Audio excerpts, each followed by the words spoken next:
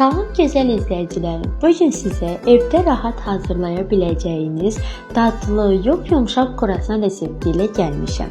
Buyurun izləyək.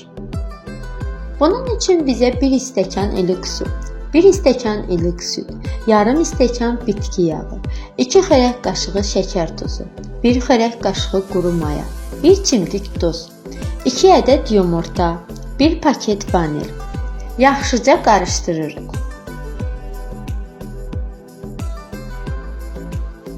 Qarışdırdıqdan sonra üzərinə 6 stəkan yarım un əlavə olunur. Bu azala da bilər, çoxala da bilər. Yoğurmaqdan asılıdır. Mən 8 stəkan un əlavə etmişəm. Yaxşıca yoğurub ələ yapışmayan xəmir əldə edirik. Yoğurduqdan sonra yaxşıca mayalandırırıq. Mayalandırdıqdan sonra kündələrə ayırıb, bir boşqab böyüklüyündə yayırıq.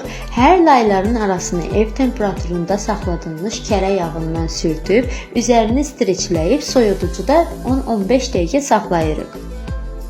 Soyuducudan çıxartdıqdan sonra yaxşıca yayırıq, kruasan formasında kəsib, üzərinə qatılaşdırılmış malako, nutella, şokolad, müxtəlif cemlər, nə istəsəniz qata bilərsiniz.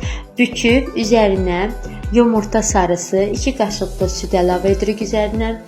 Sürtdükdən sonra 180 dərəcədə 30-35 dəqiqədə alt-üst qızarana qədər bişiririk. Bu sobalardan da fərqli ola bilər, dərəcələr dəyişilə bilər.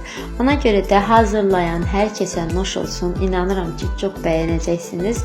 Bəyənib takib etməyi də unutmayaq.